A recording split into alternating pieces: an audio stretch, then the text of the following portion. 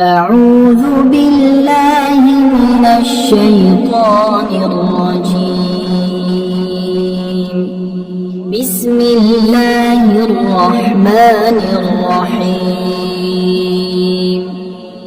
الحمد لله الذي أنزل على عبده الكتاب ولم يجعل له عوجا قيما لينذر بأسا شديدا من لدنه ويبشر المؤمنين الذين يعملون الصالحات أن لهم أجرا حسنا ماكثين فيه أبدا وينذر الذين قالوا اتخذ الله ولدا ما لهم به من علم ولا لآبائهم كبرت كلمة تخرج من أفواههم إن يقولون إلا كذبا فلعلك باخع نفسك على آثارهم إن لم يؤمنوا بهذا الحديث أسفا إنا جعلنا ما على الأرض زينة لها لنبلوهم أيهم أحسن عملا وإنا لجاعلون ما عليها صعيدا جرزا أم حسبت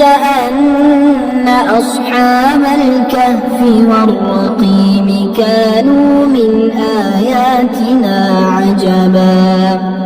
إذ أوى الفتية إلى الكهف فقالوا ربنا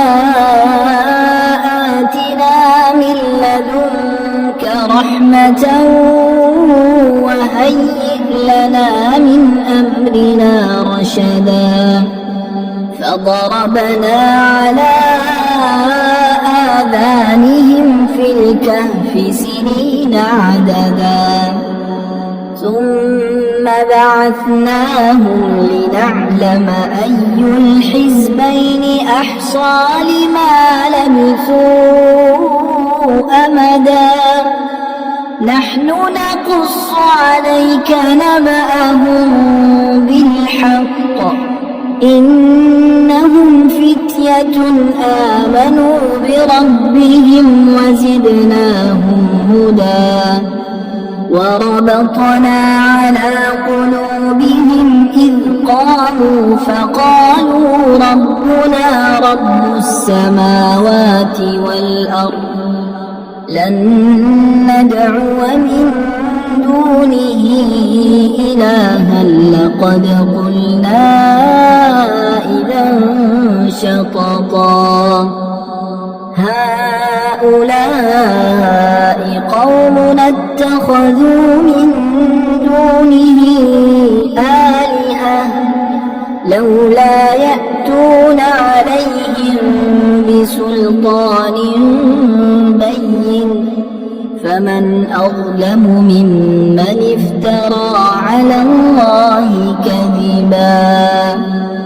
وإذ اعتزلتموهم وما يعبدون إلا الله فأووا إلى الكهف ينشر لكم ربكم من رحمته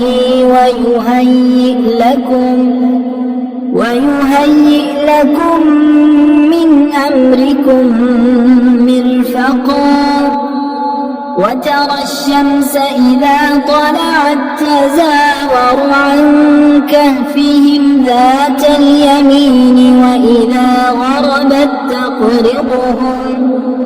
وإذا غربت تقرضهم ذات الشمال وهم في فجوة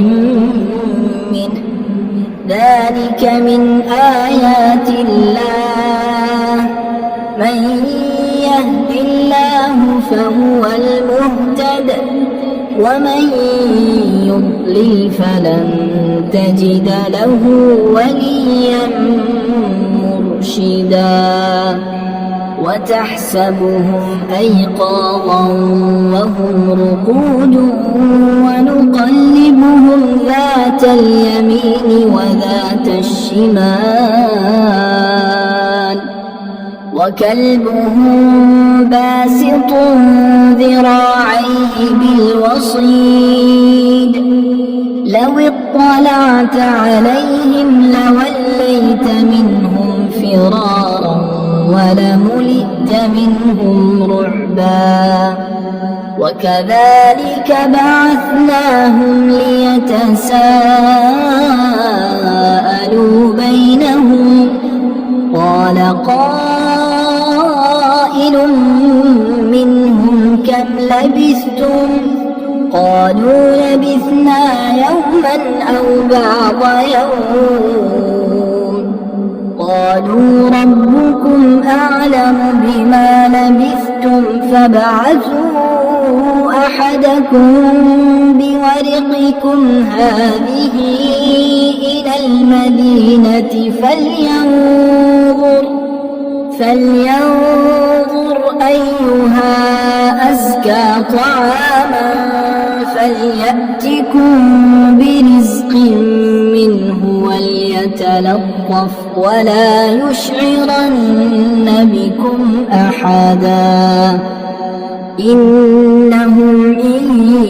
يظهروا عليكم يرجموكم أو يعيدوكم في ملتهم ولن تفلحوا إذا أبدا وكذلك أعثرنا عليهم ليعلموا أن وعد الله حق وأن الساعة لا ريب فيها إذ يتنازعون بينهم أمرهم فقالوا ابنوا عليهم بنيانا ربهم أعلم بهم قال الذين غلبوا على أمرهم لنتخذن عليهم مسجدا سيقولون ثلاثة رابعهم كلبهم ويقولون خمسة سادسهم كلبهم رجما بالغيب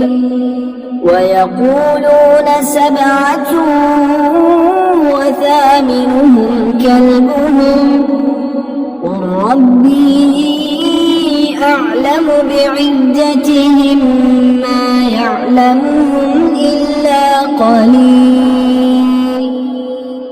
فلا تمار فيهم إلا مراء ظاهرا ولا تستفت فيهم منهم أحدا ولا تقولن لشيء إني فاعل ذلك غدا إلا أن يشاء الله واذكر ربك إذا نسيت وقل عسى أن يهديني ربي لأقرب من هذا رشدا ولبثوا في كهفهم 300 سنين وازدادوا 9 قل الله أعلم بما لبثوا له غيب السماوات والأرض أبصر به وأسمع ما لهم من دونه من ولي ولا يشرك في حكمه أحدا واتل ما أوحي إليك من كتاب ربك لا مبدل لكلماته ولن تجد من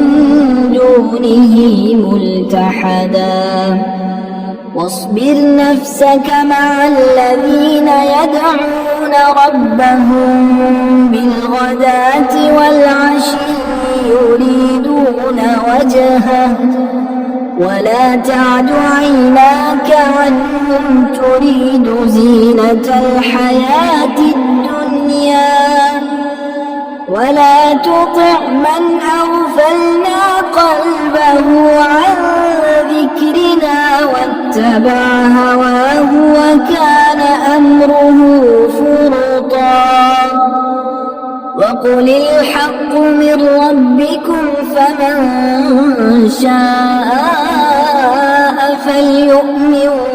ومن شاء فليكفر إنا أعتدنا للظالمين نارا أحاط بهم سرادقها وإن يستغيثوا يغاثوا بماء كالمهل يشوي الوجوه بئس الشراب وساءت مرتفقا إن الذين آمنوا وعملوا الصالحات إنا لا نضيع أجر من أحسن عملا أولئك لهم جنات عدن تجري من تحتهم الأنهار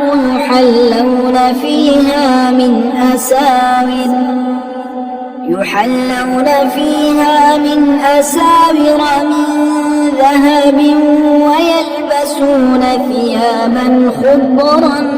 من سندس واستبرق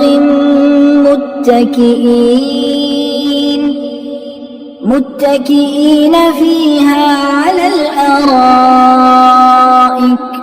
نعم الثواب وحسنت مرتفقا واضرب لهم مثل الرجلين جعلنا لأحدهما جنتين من أعناب وحففناهما بنخل وجعلنا بينهما زرعا كلتا الجنتين آتت أكلها ولم تظلم منه شيئا وفجرنا خلالهما نهرا وكان له ثمر فقال لصاحبه وهو يحاوره أنا أكثر منك مالا وأعز نفرا ودخل جنته وهو ظالم لنفسه قال ما أظن أن تبيد هذه أبدا وما أظن الساعة قائمة ولئن رددت إلى ربي لأجدن خيرا منها منقلبا قال له صاحبه وهو يحاوره أكفرت بالذي خلقك من تراب ثم من نطفة ثم سواك رجلا لكن هو الله ربي ولا أشرك بربي أحدا ولولا إذ دخلت جنتك قلت ما شاء الله لا قوة إلا بالله إن ترني أنا أقل منك مالا وولدا عسى ربي أن يؤتيني خيرا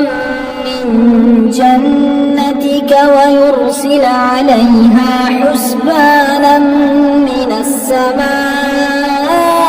فتصبح صعيدا زلقا أو يصبح ماؤها غورا فلن تستطيع له طلبا وأحيط بثمره فأصبح يقلب كفيه على ما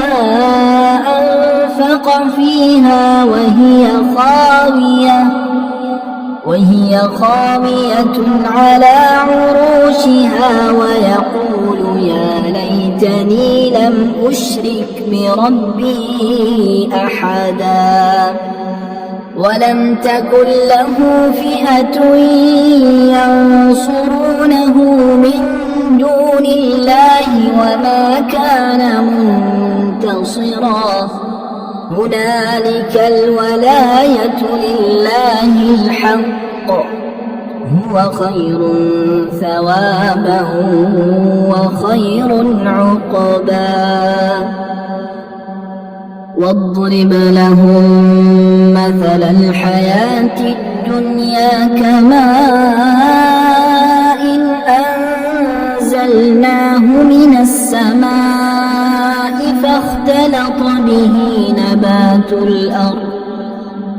فاختلط به نبات الأرض فأصبح هشيما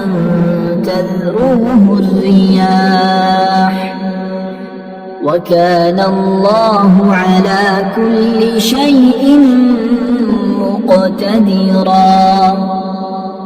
المال والبنون زينة الحياة الدنيا والباقيات الصالحات خير عند ربك ثوابا وخير أملا ويوم نسير الجبال وترى الأرض بارزة وحشرناهم فلم نغادر منهم أحدا وعرضوا على ربك صفا لقد جئتمونا كما خلقناكم أول مرة بل زعمتم أن لن نجعل لكم موعدا ووضع الكتاب فترى المجرمين مشفقين مما فيه ويقولون يا ويلتنا ما لهذا الكتاب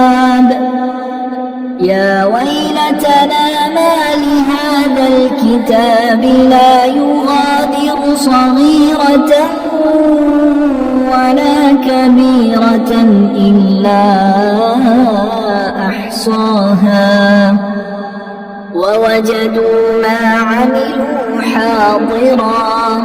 ولا يظلم ربك أحدا وإذ قلنا للملائكة اسجدوا لآدم فسجدوا إلا إبليس كان من الجن ففسق عن أمر ربه أفتتخذونه وذريته أولياء من دوني وهم لكم عدو بئس للظالمين بدلا ما أشهدتهم خلق السماوات والأرض ولا خلق أنفسهم وما كنت متخذ المضلين عضدا ويوم يقول نادوا شركائي الذين زعمتم فدعوهم فلم يستجيبوا لهم وجعلنا بينهم موبقا ورأى المجرمون النار فظنوا أنهم مواقعوها ولم يجدوا عنها مصرفا ولقد صرفنا في هذا القرآن للناس من كل مثل وكان الإنسان أكثر شيء جدلا وما منع الناس أن يؤمنوا إذ جاءهم الهدى ويستغفروا ربهم إلا أن تأتيهم سنة الأولين أو يأتيهم العذاب قبلا وما نرسل المرسلين إلا مبشرين ومنذرين ويجادل الذين كفروا بالباطل ليدحضوا به الحق واتخذوا آياتي وما أنذروا هزوا ومن أظلم ممن ذكر بآيات ربه فأعرض عنها ونسي ما قدمت يداه إنا جعلنا على قلوبهم أكنة أن يفقهوه وفي آذانهم وقرا وإن تدعوهم إلى الهدى فلن يهتدوا إذا أبدا وربك الغفور ذو الرحمة لو يؤاخذهم بما كسبوا لعجل لهم العذاب بل لهم موعد لن يجدوا من دونه موئلا وتلك القرى أهلكناهم لما ظلموا وجعلنا لمهلكهم موعدا وإذ قال موسى لفتاه لا أبرح حتى أبلغ مجمع البحرين أو أمضي حقبا فلما بلغا مجمع بينهما نسيا حوتهما فاتخذ سبيله في البحر سربا فلما جاوزا قال لفتاه آتنا غداءنا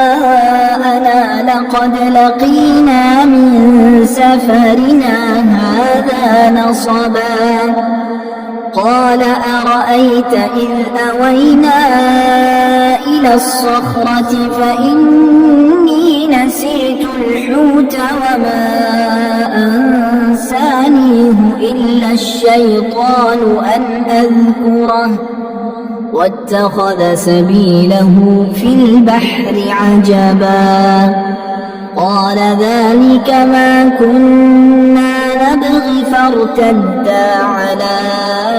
آثارهما قصصا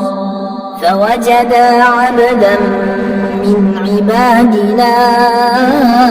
آتيناه رحمة من عندنا وعلمناه من لدنا علما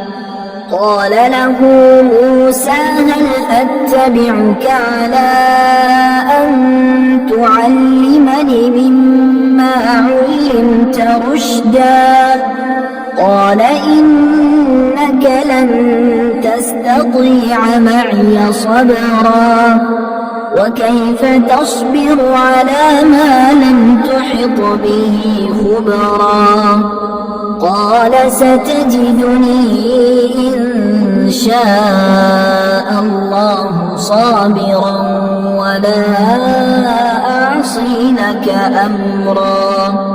قال فإن اتبعتني فلا تسألني عن شيء حتى أحدث لك منه ذكرا. فانطلقا حتى إذا ركبا في السفينة خرقها قال أخرقتها لتغرق أهلها لقد جئت شيئا إمرا. قال ألم أقل إنك لن تستطيع معي صبرا.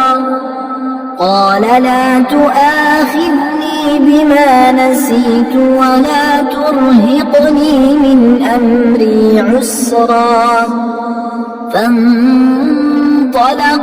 حتى إذا لقيا غلاما فقتله قال أقتلت نفسا زكية بغير نفس لقد جئت شيئا نكرا. قال ألم أقل لك إنك لن تستطيع معي صبرا. قال إن سألتك عن شيء بعدها فلا تصاحبني قد بلغت من لدني عذرا. فانطلقا حتى إذا أتيا أهل قرية استطعما أهلها فأبوا أن يضيفوهما فوجدا فيها جدارا يريد أن ينقض فأقامه. قال لو شئت لاتخذت عليه أجرا. قال هذا فراق بيني وبينك سأنبئك بتأويل ما لم تستطع عليه صبرا. أما السفينة فكانت لمساكين يعملون في البحر فأردت أن أعيبها وكان وراءهم ملك يأخذ كل سفينة غصبا. وأما الغلام فكان أبواه مؤمنين فخشينا أن يرهقهما طغيانا وكفرا. فأردنا أن يبدلهما ربهما خيرا منه زكاة وأقرب رحما. وأما الجدار فكان لغلامين يتيمين في المدينة وكان تحته كنز لهما وكان أبوهما صالحا. فأراد ربك أن يبلغا أشدهما ويستخرجا كنزهما رحمة من ربك وما فعلته عن أمري ذلك تأويل ما لم تسطع عليه صبرا. ويسألونك عن ذي القرنين قل سأتلو عليكم منه ذكرا.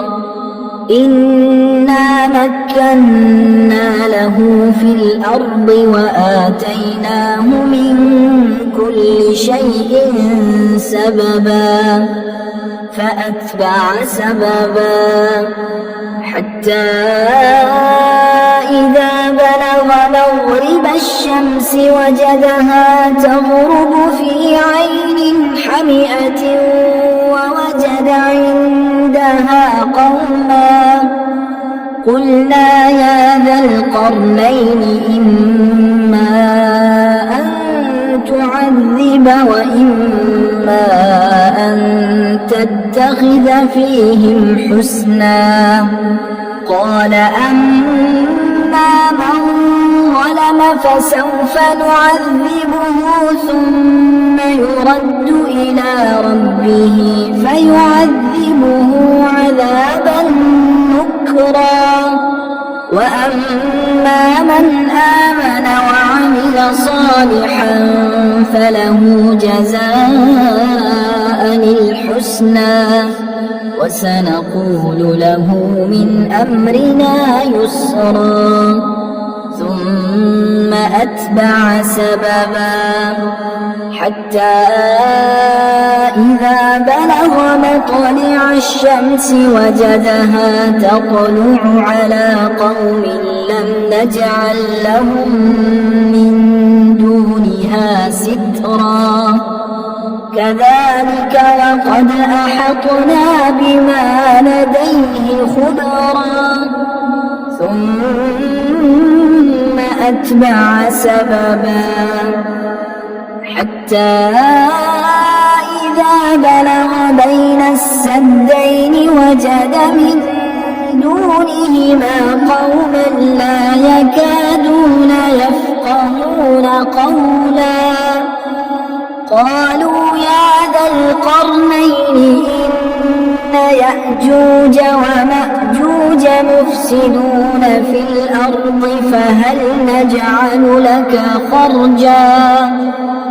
فهل نجعل لك خرجا على أن تجعل بيننا وبينهم سدا قال ما مكني فيه ربي خير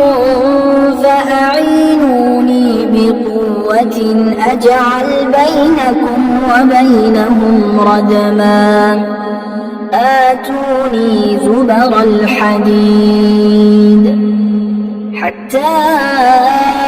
إذا ساوى بين الصدفين قال انفخوا